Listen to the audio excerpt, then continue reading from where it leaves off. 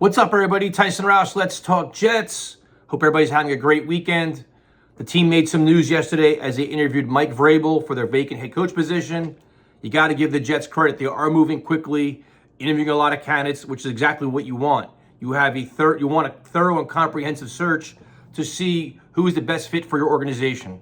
Now, it was interesting to see the reactions, that the interview went well, as I think that's always leaked on purpose for a variety of reasons. The Jets wanted to appear they're having, a lot of progress and quality conversation with legit candidates. And I think that Vrabel wants that out there as he explores all his opportunities.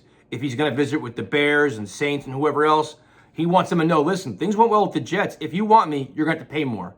It is going to be a bidding war for him because not many candidates like him out there. An established, proven, winning NFL coach who is like that CEO type guy, right, that you're looking for. Most teams are looking for nowadays.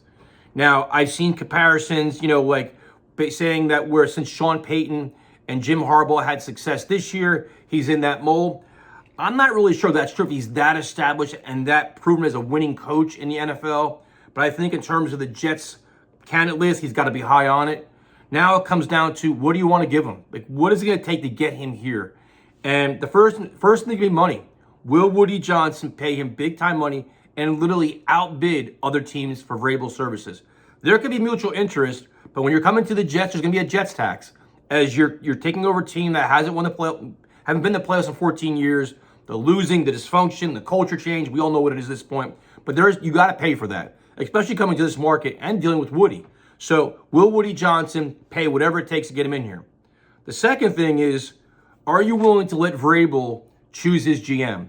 Can he pick guys that he wants to work with to help take over his organization and run it? And that's where you could be a little concerned, because say he takes Cowden or whoever it is, it's like when things get rough on like the final personnel say who's going to have it. When things go wrong, who has that final say? Can Vrabel get his GM fired? Like, that's the one thing that makes you a little uncomfortable, like the hierarchy and the power structure, which gets really interesting.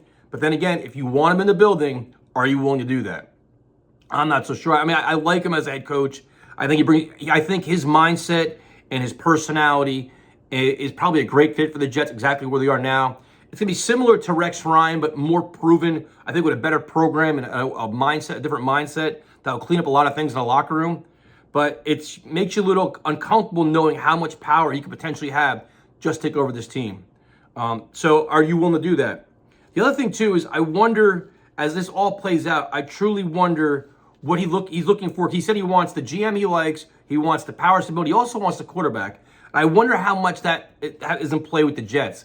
Is he comfortable with Tyrod Taylor? Would he want an Aaron Rodgers back? What does that mean? He has familiarity with Downing and Carter, all these other guys. Like, I wonder the quarterback situation, how much that plays in Vrabel's mindset as well.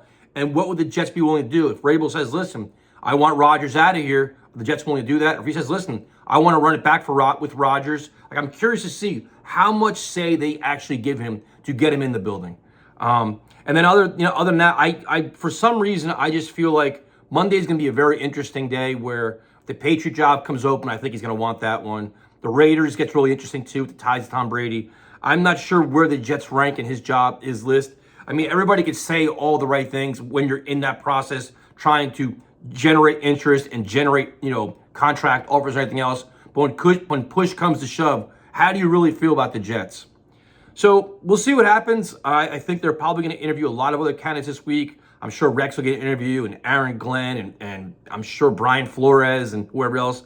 I think it's more difficult when the guys that are in the playoffs you can't really talk to because it's a very limited time frame. But let me know what you think. Let me know what your interests are, like in terms of who your head coach candidates are, and I'll talk to you later.